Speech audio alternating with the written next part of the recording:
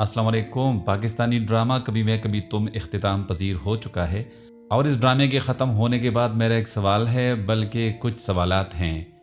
اتنا تم دونوں نے ہمیں پریشان کیا ہوا تھا، اب اگر ایک دوسرے کو منا ہی لیا ہے تو سوالات یہ ہیں۔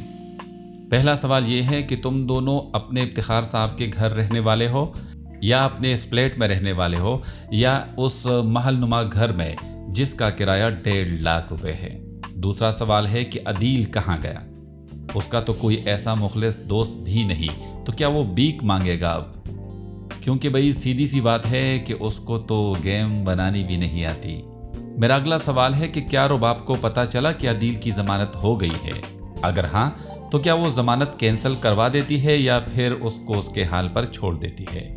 پانچواں سوال ہے، وہ آئیڈیل نند صاحبہ کو بتایا کہ عدیل جیل سے باہر ہے اور شرجینہ گھر کے اندر ہے۔ کہیں ایسا تو نہیں کہ نند بھی ہماری طرح کنفیوزڈ ہو کہ میکے جانے والے دن کس گھر جانا ہے؟ ساتواں سوال ہے، کیا مصطفیٰ کی امی کپڑے دھونے والی ماسی واپس رکھیں گی، یا شرجینہ کو وہی پرانے دن واپس چاہیے جس میں وہ اور مصطفیٰ مل کر کپڑے سکھایا کرتے تھے؟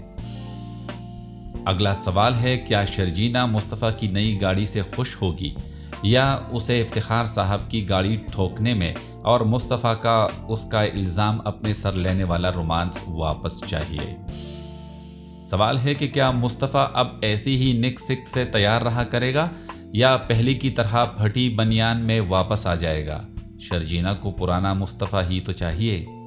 جنتا جاننا چاہتی ہے تاکہ ہم سکون کی نیند سو سکے۔ اتنے دنوں سے ہم بھی ٹینشن میں تھے بھائی، اور یہ اچانک سموسے کی طرح ڈرامے کو آسانی سے لپیٹ کر ختم کر دیا۔